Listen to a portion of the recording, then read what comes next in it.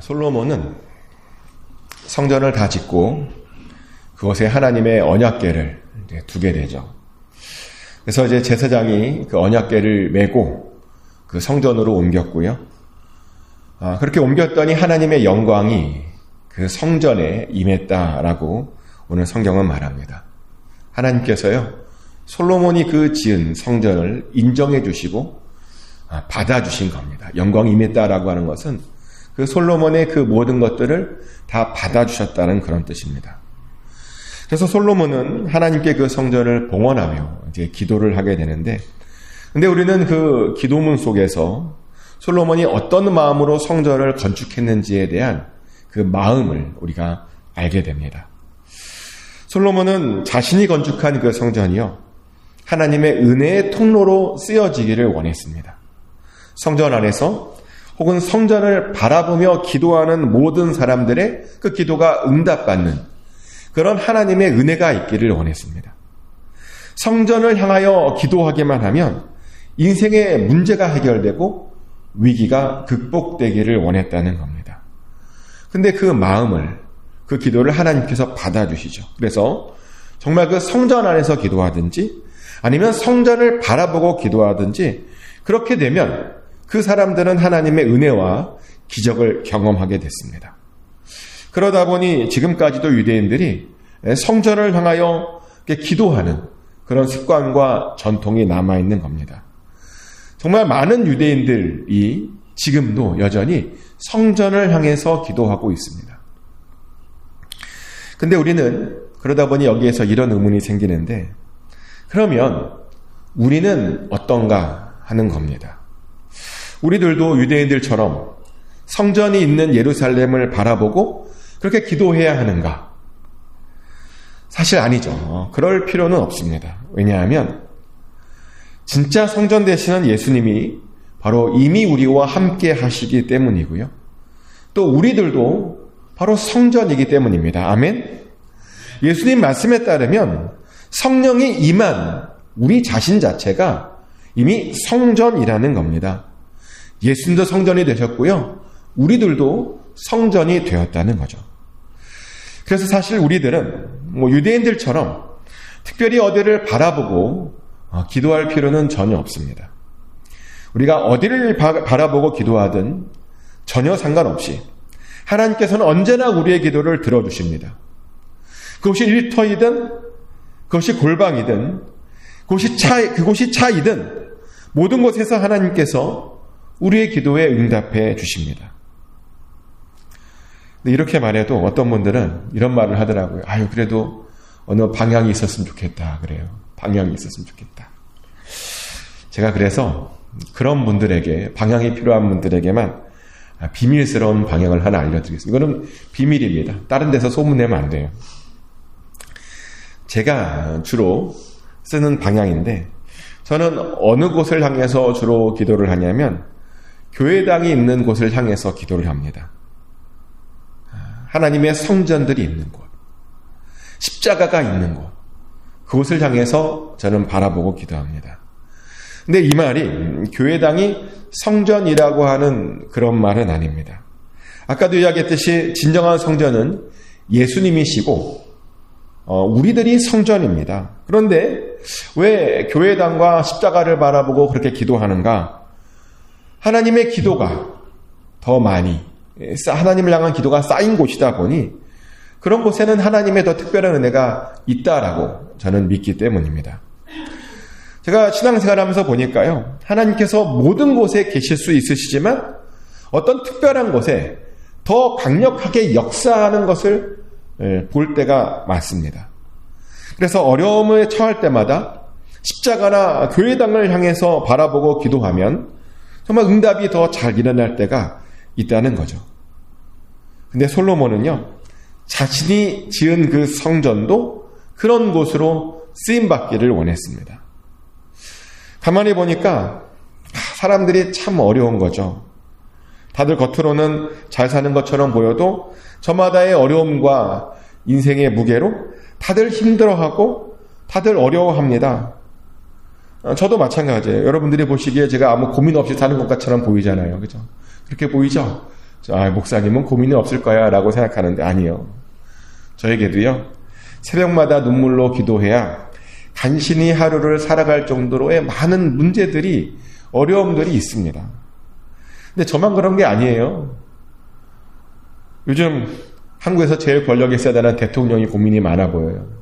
야당 대표도 굉장히 고민이 많아 보이고 아무리 권력이 많이 갖고 있어도 아무리 재산이 많아도요 다 어려움들이 있고 고민이 있고 근심이 있다는 겁니다. 그런데 오늘 본문을 보면 솔로몬은 그 중에서 3가지 어려움에 대해서 이야기를 하는데요. 솔로몬이 가만히 보니까 이 세상이 그렇게 공정하지 않다는 겁니다. 우리가요 열심히 살지만 때로는 종종 우리가 억울한 일을 당할 때가 있다는 겁니다.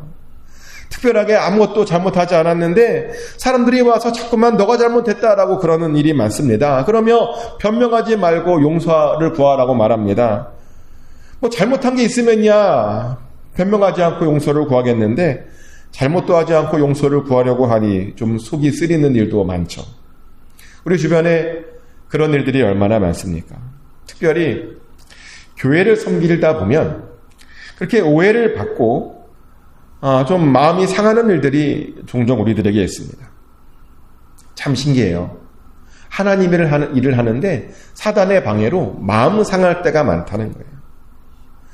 몇 년 전에 한국 교회에서 있었던 일인데 그 교회 수석 장로님께서 자살을 하셨다라는 그런 뉴스가 있었습니다. 그래서 아니 어떻게 그렇게 큰 교회의 수석 장로님께서 자살을 할 수 있었을까 궁금해서 좀 알아보았는데요. 알아보니 그 장로님께서는 재정을 맡고 계셨는데 800억 원 가량의 교회의 적립금을 관리하고 계셨답니다. 그리고 그 적립금을 이제 목사님의 퇴임을 앞두고 교회 일반 재정으로 이관하면서 그 돈이 비자금이 아니냐라는 오해를 받으셨답니다. 근데 얼마나 오해를 심하게 받았던지 그 스트레스를 못 이겨서 자살을 했다는 겁니다. 그 장로님은 유서에 세 장을 남겼는데 유서로 그 유서에 이런 말이 있었대요. 교회 문제로 오해받고 있고 내 결백한데 죽음으로 나의 결백을 증명하겠다. 그런 말이 있었대요. 그리고 정말 그 장로님의 말씀대로 그분이 결백하다는 것이 나중에 밝혀졌습니다. 그분이 관리한 800억이 비자금이 아니라 사실은 교회에서 어디 쓰려고 적립한 돈이었고요.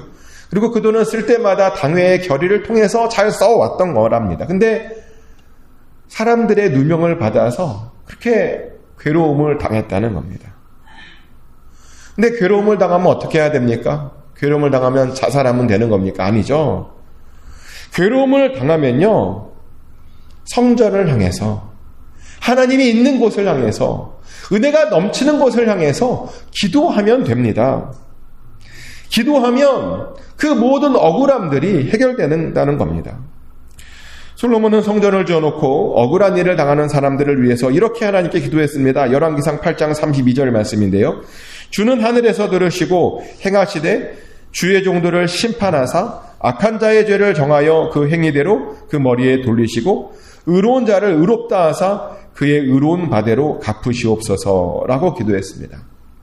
성전에 와서 억울한 일이 있을 때 기도하면 들어달랍니다. 그것이 오해였으면 그 오해를 풀어주시고 그 오해가 아니면 그 죄대로 심판받게 해달라라고 기도했던 겁니다. 근데 하나님께서 정말 그렇게 해주십니다. 우리가 기도하면 우리의 오해를 풀어주시고 잘못된 사람들을 심판해 주십니다.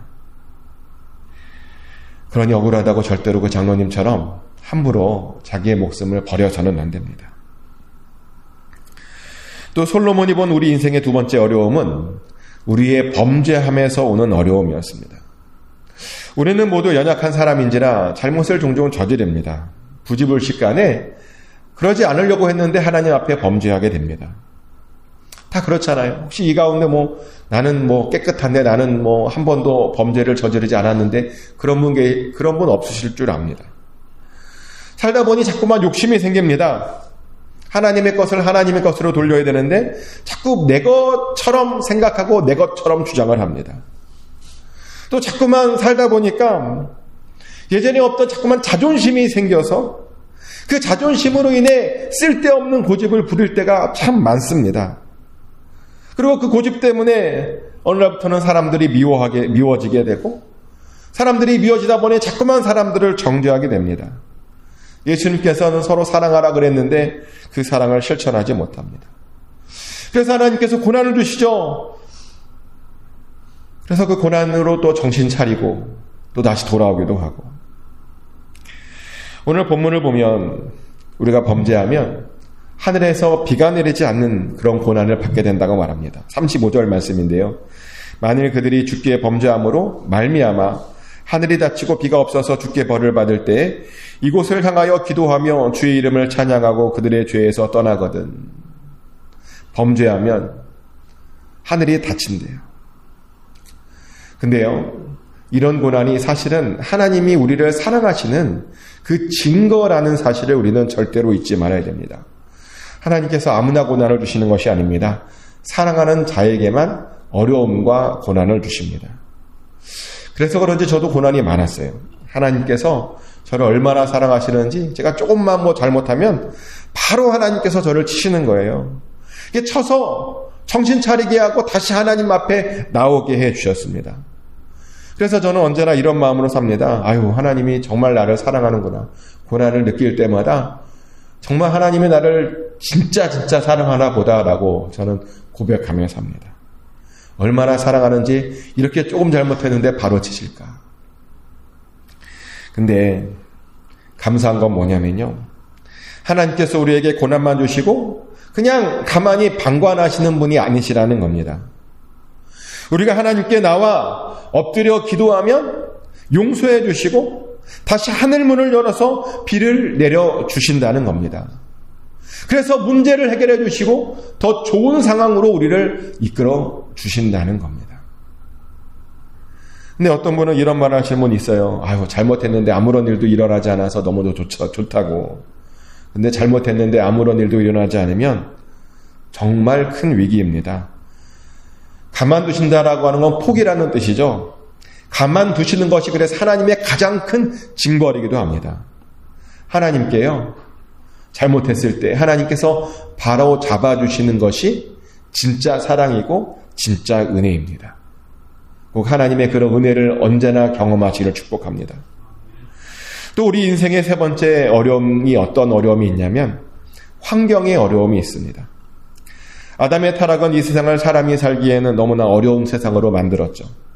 아담의 죄는 땅이 저주를 받게 했고, 그래서 이 땅은 끊임없이 가시덩굴과 엉겅퀴를 만들어내게 되었습니다.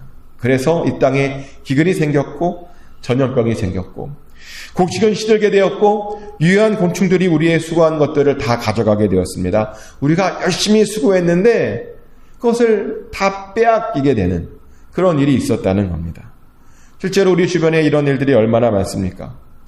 열심히 노력했는데 특별하게 잘못한 것 같지 않은데 이상의 환경이 우리를 도와주지 않습니다. 그래서 내가 무엇을 더 할 수가 없게끔 만들어질 때가 많습니다. 환경이, 우리의 주변의 상황이 우리로 하여금 어떤 위기로 몰아넣을 때가 많다는 겁니다. 그래서 솔로몬이 성전을 세워놓고 이렇게 하나님께 기도했던 겁니다. 그런 환경의 어려움에 처한 사람들이 성전을 향하여 손을 펴서 기도하면 우리에게 있는 죄를 사하여 주시고 우리의 행위대로, 우리의 정직한 그 행위대로 갚아주시옵소서. 우리가 잘못했다면 계속 심판하시고 그렇지 않으면 용서해달라고 그렇게 구했던 겁니다. 행위대로 갚아달라는 겁니다. 수고한 대로 거두게 해달라는 겁니다.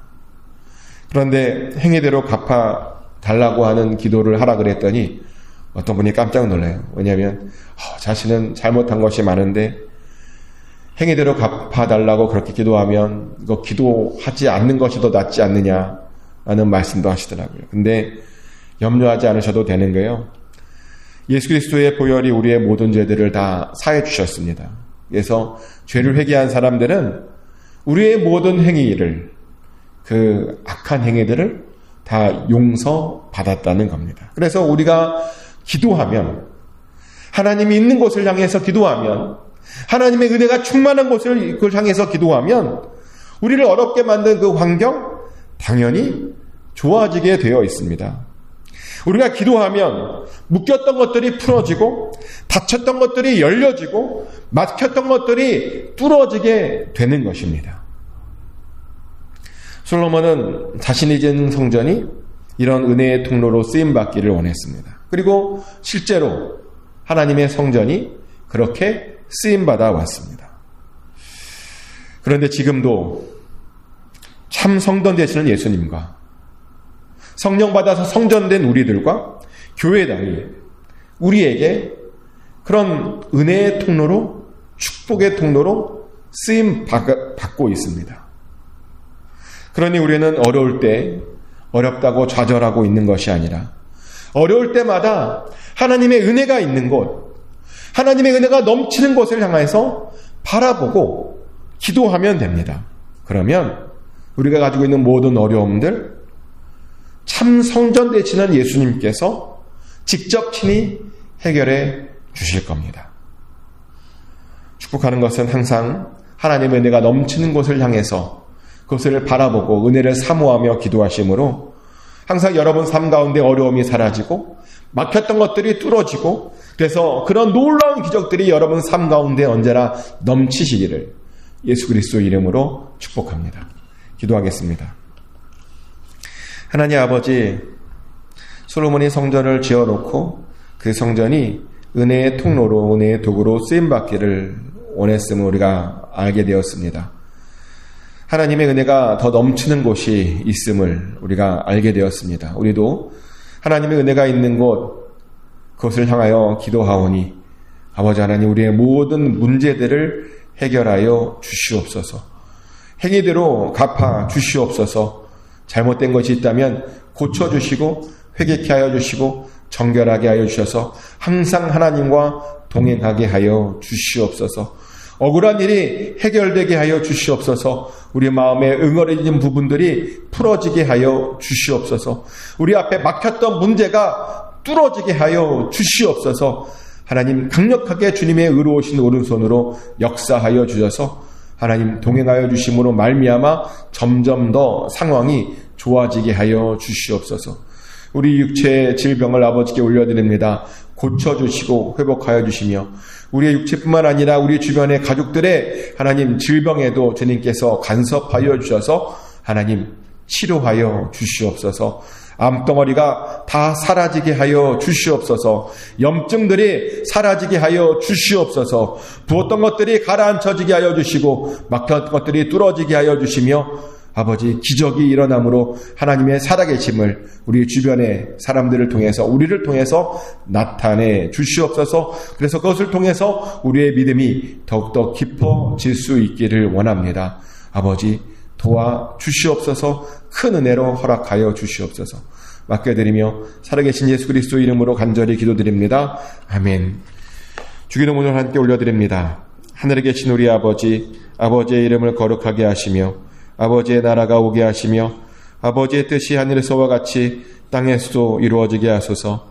오늘 우리에게 일용할 양식을 주시고 우리가 우리에게 잘못한 사람을 용서해 준 것 같이 우리 죄를 용서하여 주시고 우리를 시험에 빠지지 않게 하시고 악에서 구하소서. 나라와 권능과 영광이 영원히 아버지의 것입니다. 아멘.